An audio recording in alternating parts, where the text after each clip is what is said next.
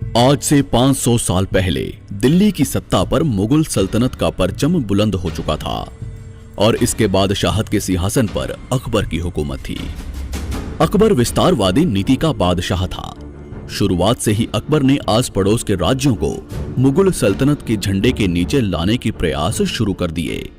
पूर्व को जीतने के बाद अकबर ने अपने पश्चिम अभियान में राजपुताने की रियासतों पर मुगल ध्वज फहराने की शपथ ली।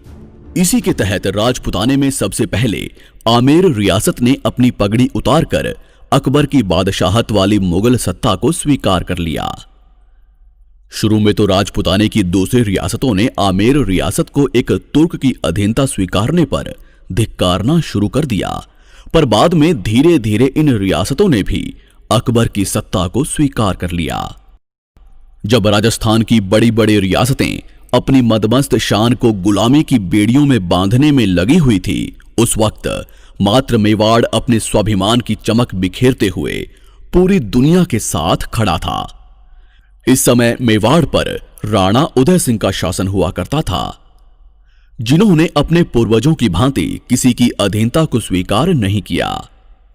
इन्होंने अकबर को पत्र भिजवाया कि हमारे राजा सिर्फ भगवान एकलिंग जी हैं, हम तो मात्र उनके दीवान हैं। पर फिर भी अकबर ने राणा उदय सिंह पर भारी दबाव बनाना शुरू कर दिया। आस पड़ोस के राजाओं को उदय सिंह के पास भेजा जाने लगा। इन्हीं परिस्थितियों में दिन गुजरते रहे और एक दिन अचानक मौसम बदलने लगा। बादलों की घमासान गर्जना के बीच राणा उदय सिंह की सबसे बड़ी रानी माता जयवंता बाई ने एक पुत्र को जन्म दिया। मजबूत बदन, बड़ी आंखें, मुस्कान बिखेरता चेहरा बड़ा मनमोहक लग रहा था। राणा उदय सिंह ने महल की औरतों से अपनी रानी के हालचाल पूछे। तभी पाली की दासियों ने जवाब दिया, शेरनी ने शेर को जना है। नीले घोड़े रा असवाद म्हारा मेवाड़ी सिरदार राणा सुनता ही जा जो दी। राणा पुत्र पाकर बड़े खुश होने लगे। वे कभी राणा कुंभा के बनाए विजय स्तंभ को देखने दौड़ते तो कभी बप्पा रावल की तलवार को प्रणाम करने। सरदारों ने पूछा, हुकुम, कुंवर जी का नाम क्या होगा? राणा शांत होकर बोले, जिस तरह सूरज अपनी चमक से धरती को रोशन करता है, उसी तरह मेरा पुत्र अपने शौर्य के प्रताप से मेवाड़ को रोशन करेगा। अतः इसका नाम प्रताप होगा, कुंवर प्रताप सिंह सिसोदिया। माता जयवंता बाई कृष्ण भक्त थी। उन्होंने शुरू से ही कुंवर प्रताप को भगवान कृष्ण और महाभारत की युद्ध कलाओं का ज्ञान दिया। रानी जयवंता बाई कुंवर प्रताप को बताती कि किस तरह उनके दादा राणा सांगा ने अपनी तलवार की धार से दिल्ली की बादशाहत को रक्त से नहलाया, किस तरह उनके परदादा बप्पा रावल का शौर्य के रक्त में नहाया हुआ कलेजा जब अरब की धरती पर गरजा तो आने वाले 400 सालों तक कोई भी विदेशी भारत की तरफ आंख उठाने की हिम्मत नहीं कर पाया। सिसोदिया वंश के इस अतीत को सुनते हुए प्रताप बड़े होने लगे। समय आने पर उनको गुरुकुल भेज दिया गया, जहां प्रताप सुबह का समय गुरुकुल में बिताते, दोपहर के समय वे भीलों की बस्तियों में चले जाते, शाम होते होते प्रताप लोहारों के गांवों में निकल जाते। उनको हथियार बनाने की कला सीखने में बड़ा आनंद आता था। जनता के बीच इस कदर घुल मिल जाने पर प्रताप सबके चहेते बन गए। भीलों ने उनको कीका कहकर बुलाया, तो वहीं लोहारों ने उनको अपना राजा मानना शुरू कर दिया। कुंवर प्रताप बचपन से ही वीर, स्वाभिमानी और हठी स्वभाव के थे। उनका शरीर सामान्य बच्चों से कई गुना मजबूत था। उन्होंने छोटी सी उम्र में ही अफगानियों की बस्ती पर धावे बोलने शुरू कर दिए। मेवाड़ से होकर गुजरने वाली मुगल सेना पर वे गुलेल से हमला कर देते। कुंवर के इन कारनामों को देखते हुए सबको लगने लगा था कि बड़े होने पर वे महापराक्रमी योद्धा बनेंगे और प्रताप ही भविष्य में मेवाड़ के राणा बनेंगे। उदय सिंह जी की कई रानियां भी थी, जिनसे उनको कुल 33 संतानें थी, पर उदय सिंह जी की सबसे प्रिय रानी थी धीरबाईसा। इनकी बात को राणा उदय सिंह अधिक महत्व देते थे। इन्हीं के कहने पर राणा उदय सिंह जी ने इनके पुत्र जगमाल को मेवाड़ का भावी राणा घोषित कर दिया। शास्त्रों के अनुसार सदैव बड़ा पुत्र ही राजा बनता है, पर सागर जैसे विशाल हृदय वाले कुंवर प्रताप ने पिता के इस आदेश को मानते हुए छोटे भाई जगमाल को राजसत्ता देना स्वीकार कर लिया। किंतु सभी सामंत, सरदार और राज्य की जनता ने उदय सिंह के फैसले पर विरोध किया। वे कुंवर प्रताप को ही अपना राणा मानते थे। समय के साथ राणा उदय सिंह का स्वास्थ्य बिगड़ने लगा और सन 1572 आते आते उनका स्वर्गवास हो गया। उनके अंतिम संस्कार में कुंवर प्रताप सहित मेवाड़ का प्रत्येक व्यक्ति आया, पर कुंवर जगमाल इस समय महल में अपना राज्याभिषेक करवा रहा था।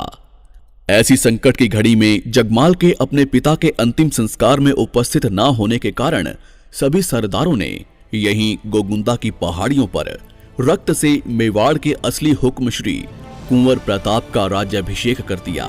सरदार रावत कृष्णदास चुंडावत ने राणा प्रताप की कमर में तलवार बांधते हुए ललकार लगाई, मेवाड़ मुकुट केसरी कुंवर प्रताप सिंह आज से मेवाड़ के राणा हैं। यहीं से राणा प्रताप ने अपने सरदारों के साथ कुंभलगढ़ की तरफ कूच किया। राणा के आने की खबर सुनकर छोटा भाई जगमाल राजगढ़ी छोड़कर अकबर की शरण में भाग गया, जिसके बाद साल 1573 को कुंभलगढ़ की राजगद्दी पर वीर शिरोमणि महाराणा प्रताप का विधिवत रूप से राज तिलक कर दिया गया। कौन है ये महावीर जिसे दुनिया ने मेवाड़ मुकुट हिंदुआ सूरज के नाम से नवाजा? मेवाड़ की राजगद्दी पर बैठने वाले महाराणा प्रताप एक ही वार में घोड़े सहित दुश्मन को काट डालते थे। वो परम स्वाभिमानी शिव भक्त थे, जिनके नाम से ही दिल्ली की बादशाहत कांप जाया करती थी। उन्होंने जंगलों में रहना स्वीकार कर लिया, पर कभी अकबर की गुलामी स्वीकार नहीं की। 72 किलो का भाला, 81 किलो के छाती कवच और 208 किलो के भारी वजन के साथ महाराणा युद्ध भूमि में निकलते, जिनके रौद्र रूप को देख सामने वाला दुश्मन अपना रास्ता पलट देता। हल्दी घाटी के युद्ध में विशाल मुगल सेना को जबरदस्त टक्कर दी। दिवेर के युद्ध में मुगल सत्ता को घुटनों पर ले आए। अपनी छापामार युद्ध नीति के दम पर मेवाड़ को फिर से आजाद करवाकर केसरिया ध्वज लहरा दिया। मुगलों के 36 किलों को जीतकर 40,000 मुगलों को आत्मसमर्पण के लिए मजबूर कर दिया, जिनके भाले की नोक से शत्रु का रक्त कभी सूखा नहीं, जिनकी तलवार ने कभी पराजय का मुंह देखा नहीं। ये गाथा है उस महाराणा की जिसके सामने हर भारतीय बारंबार नतमस्तक होता है। ये गाथा है रुद्र रूप एक लिंग अवतारी महाराणा प्रताप की। आइए डिमांडिंग पंडित के साथ देखते हैं हुकुम श्री महाराणा प्रताप के इतिहास से जुड़े उन अनसुलझे पन्नों की पूरी दास्तान। मेवाड़ी राणा सुनता ही जा जो। फरवरी 1572 को महाराणा हुकुम ने मेवाड़ की राजगद्दी संभाली। इस समय मेवाड़ की स्थिति काफी खराब थी। पिता उदय सिंह जी के समय मुगलों के साथ हुए युद्ध में मेवाड़ की पूरी व्यवस्था बेहाल हो चुकी थी, खजाना खाली था और चित्तौड़ सहित मेवाड़ के बड़े भाग पर मुगलों का अधिकार हो चुका था और अकबर मेवाड़ के बचे हुए इलाके पर भी अपना अधिकार करना चाहता था। महाराणा प्रताप ने राजा बनते ही अपने समस्त सरदारों को बुलाया और उनसे कहा कि रघुकुल मान सदैव ऊंचा रहेगा। मेवाड़ की छाती पर लहराता मुगल ध्वज मेरा कलेजा चीर देता है। बहुत जल्द हवाओं का रुख बदलेगा। मेवाड़ पर केसरिया ध्वज पूरी शान से लहराएगा। मेवाड़ का भविष्य जरूर चमकेगा। मैं शपथ लेता हूं, जब तक मेवाड़ को पूर्ण स्वतंत्र नहीं करवा लेता तब तक मैं शांत नहीं बैठूंगा। राजमहलों में नहीं रहूंगा, पलंग पर नहीं सोऊंगा, सोने चांदी के बर्तनों में भोजन नहीं करूंगा। मेरे वीरों, स्वाभिमान की दहाड़ से हमारा टकराव अब विशाल फौजों से होगा, तैयार हो जाइए। सभी सरदारों ने प्रतिघात के स्वर में अपनी तलवारें लहराई। पूरा दरबार महाराणा प्रताप की जयकारों से गूंज उठा। इसी के साथ महाराणा प्रताप ने अपनी सेना को संगठित करना शुरू किया। उन्होंने मेवाड़ के भीलों के गांवों का दौरा किया, भील योद्धाओं को अपने साथ जोड़ना शुरू किया। लोहारों को हथियारों के जखीरे बनाने का काम सौंपा गया। सरदारों को प्राचीन युद्ध कलाओं का अभ्यास करवाया जाने लगा। महाराणा प्रताप द्वारा सेना निर्माण के समाचार दिल्ली के बादशाह अकबर तक पहुंचने लगे। अकबर ने भी राणा प्रताप को रोकने की पूरी तैयारियां शुरू की। उन्होंने महाराणा प्रताप से अपनी अधीनता स्वीकार करवाने के लिए अपने दूत भेजने शुरू किए। इसी के साथ अकबर ने अपने दरबार के सबसे चतुर और वाकपटु दरबारी जलाल खां कोरची को महाराणा प्रताप के पास मेवाड़ भेजा। पर महाराणा प्रताप ने अधीनता की बात सुनकर जलाल को तुरंत रवाना कर दिया। इसके 1 साल बाद अकबर ने आमेर के राजा मान सिंह को महाराणा प्रताप के पास भेजा। इस समय महाराणा प्रताप उदयपुर में थे। मान सिंह सीधा उदयपुर आ गया। महाराणा हुकुम ने मान सिंह का एक अतिथि की तरह सत्कार किया। महाराणा प्रताप उदय सागर झील तक मान सिंह का स्वागत करने के लिए आए। इस झील के सामने वाले टीले पर आमेर के राजा के लिए दावत की व्यवस्था की गई थी। भोजन तैयार हो जाने पर मान सिंह को बुलावा भेजा गया। महाराणा प्रताप ने अपने पुत्र अमर सिंह को अतिथि की सेवा के लिए लगा दिया, पर महाराणा प्रताप भोजन के लिए नहीं आए। मान सिंह द्वारा हुक्म के बारे में पूछने पर अमर सिंह ने बताया कि पिताजी को सर दर्द है, वे नहीं आ पाएंगे, आप भोजन करके विश्राम करें। मान सिंह ने भौहें तानते हुए कहा कि राणा जी से कहो कि उनके सर दर्द का कारण मैं समझ गया हूं। मान सिंह ने राणा प्रताप के बिना भोजन स्वीकारने से मना कर दिया। तब राणा प्रताप ने उन्हें संदेश भेजा कि जिस राजपूत के संबंध एक तुर्क से हों, उनके साथ भला कौन राजपूत भोजन करेगा। अब मान सिंह जवाब देने की स्थिति में नहीं था, क्योंकि राणा प्रताप ने तो उन्हें बुलावा भेजा ही नहीं था। मान सिंह ने भोजन को छुआ तक नहीं, केवल चावल के कुछ कणों को जो अन्न देवता को अर्पण किए थे उन्हें अपनी पगड़ी में रखकर वहां से चला गया। घोड़े पर बैठकर मान सिंह ने राणा प्रताप से कहा कि दिल्ली की बादशाहत को अस्वीकार करना एक संघर्ष को चुनौती है। यदि आपकी इच्छा दुखों में रहने की है तो एक दिन आपकी इच्छा जरूर पूरी होगी। मान सिंह ने आंखें तानकर आगे कहा, मैं तुम्हारा अभिमान चूर्ण कर दूंगा, अगली मुलाकात युद्ध भूमि में होगी।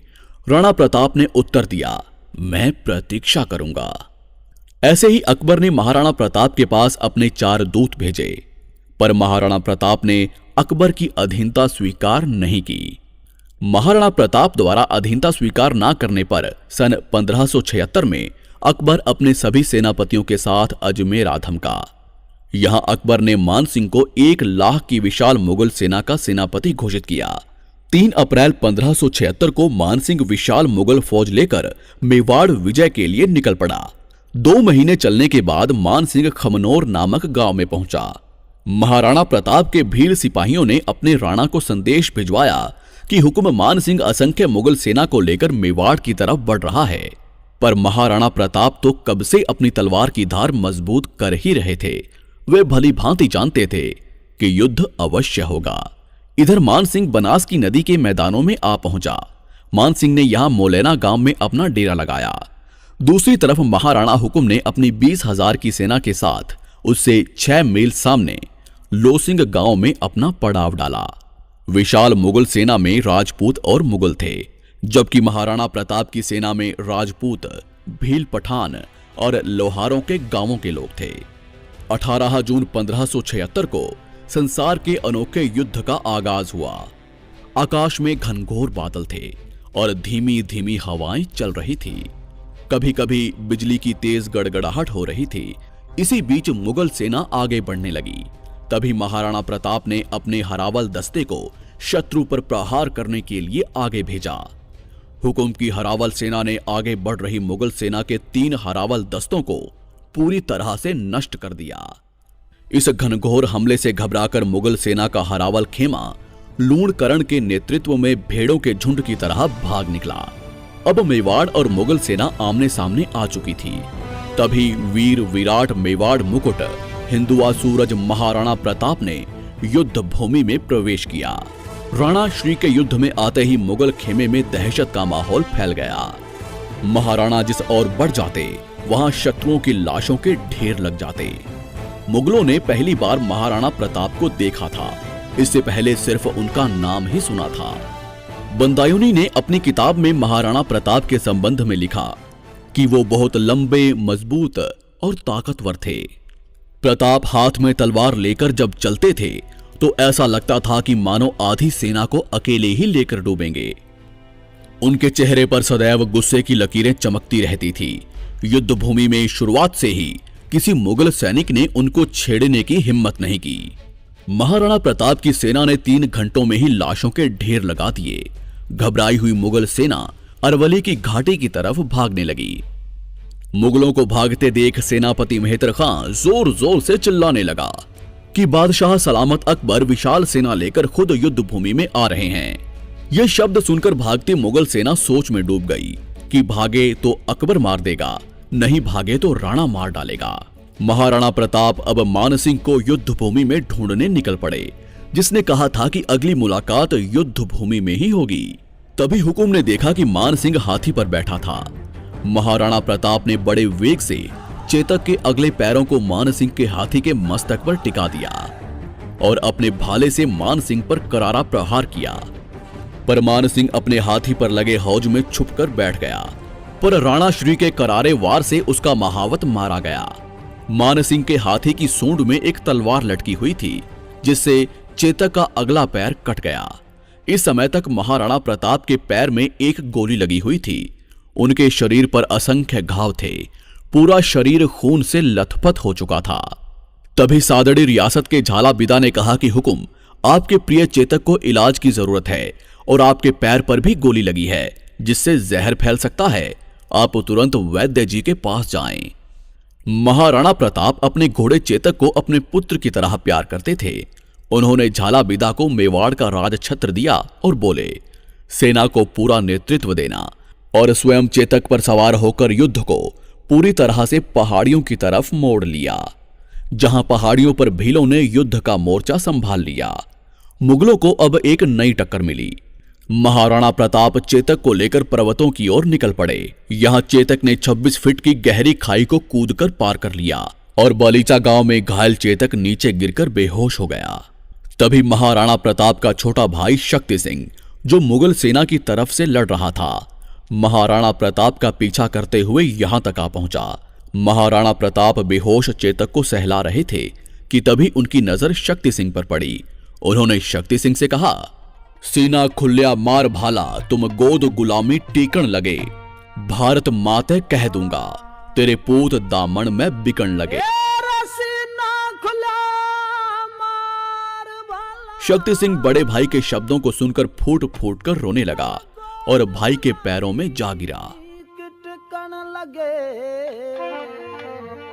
इधर हल्दी घाटी के मैदानों में घमासान युद्ध चल रहा था। घाटी के दरों में राणा पुंजा भील और राजपूत सरदार मुगलों को भीषण टक्कर दे रहे थे। अंत में मान सिंह ने हल्दी घाटी के दर्रों में जाने की बजाय मुगल सेना को वापस अजमेर चलने का आदेश दिया। अकबर की विशाल साधन संपन्न सेना का गर्व मेवाड़ी सेना ने मिट्टी में मिला दिया। मान सिंह और आसफ खां जब खाली हाथ अकबर के सामने उपस्थित हुए तो क्रोधित अकबर ने 3 महीने तक उनके दरबार में आने पर पाबंदी लगा दी। उनकी संपत्ति को जब्त कर लिया गया, उनका वेतन और सभी सुविधाओं को तुरंत रोक दिया गया। हल्दी घाटी के भयानक युद्ध के बाद महाराणा प्रताप अपनी सेना के साथ कुंभलगढ़ आ गए। विनाशकारी युद्ध का पासा महाराणा प्रताप के पक्ष में था, पर इस समय तक उनका खजाना खाली हो चुका था। हल्दी घाटी के 4 महीने बाद ही सन 1577 में अकबर ने एक बार फिर शाहबाद खान के नेतृत्व में भारी सेना कुंभलगढ़ पर हमला करने के लिए भेजी। हल्दी घाटी जैसे विशाल युद्ध के बाद एक नया युद्ध मेवाड़ की सेना के लिए भारी था, अतः महाराणा प्रताप ने किले को त्याग दिया। कुंभलगढ़ पर शाहबाज खां का अधिकार हो गया। कुछ महीनों के बाद महाराणा प्रताप ने फिर से सेना तैयार की और पूरी तैयारी के साथ शाहबाज खां पर आक्रमण करके कुंभलगढ़ को वापस जीत लिया। कुंभलगढ़ विजय के बाद महाराणा प्रताप ने आगे की रणनीति बनाने के लिए सभी सरदारों को बुलवाया। जहां सरदारों ने हुकुम से कहा कि हमें सिंध की तरफ निकलना चाहिए, जहां हम धन का बंदोबस्त करके एक विशाल सेना का निर्माण करेंगे और सीधा अकबर पर आक्रमण करेंगे। इसी उद्देश्य से महाराणा प्रताप भाण सोनगरा को कुंभलगढ़ का किलेदार नियुक्त करके गुजरात की तरफ निकल गए। आगे इसी रास्ते में महाराणा प्रताप ने शाहबाज खां को 2 बार पराजित करके वापस लौटने पर मजबूर किया। गुजरात पहुंचने के बाद महाराणा प्रताप ने चूलिया गांव में अपना डेरा लगाया, जहां परम दानवीर भामा शाह ने महाराणा प्रताप के लिए अपना खजाना खोल दिया। उन्होंने महाराणा प्रताप को 25 लाख रुपए की सहायता दी। इतने बड़े धन को पाकर हुकुम पुनः सेना की तैयारियों में जुट गए। बस यहीं से असली संघर्ष की शुरुआत होती है। महाराणा प्रताप ने सिंध जाने की बजाय पुनः मेवाड़ की तरफ कूच किया और सन 1582 में दिवेर के दर्रों में स्थित मुगल थानों पर आंधी के समान टूट पड़े। हुकुम रुद्र रूप धारण कर चुके थे। उन्होंने अपने सामंतों को आदेश दिया कि किले को चारों तरफ से घेर लो, कोई बचकर नहीं निकलना चाहिए। तभी महाराणा प्रताप के पुत्र अमर सिंह ने अकबर के चाचा सुल्तान खान पर भाला फेंका, जो सुल्तान खान के घोड़े सहित आर पार निकल गया। यहाँ 36,000 मुगलों ने महाराणा प्रताप के सामने आत्मसमर्पण कर दिया। महाराणा ने दिवेर के किले पर केसरिया ध्वज लहरा दिया। मुगलों की दिवेर हार से बौखलाए अकबर ने सन 1584 में महाराणा प्रताप को बंदी बनाने के लिए भेजा, पर जगन्नाथ कछवाहा बुरी तरह से पराजित हुआ। उसने महाराणा प्रताप से माफी मांगी और बकायदा हरजाना भी दिया। इसी के बाद महाराणा प्रताप ने कमल मीर के किले को जीत लिया, जहां अमर सिंह ने कमल मीर के मुगल अधिकारी अब्दुल्ला को कई टुकड़ों में काट डाला।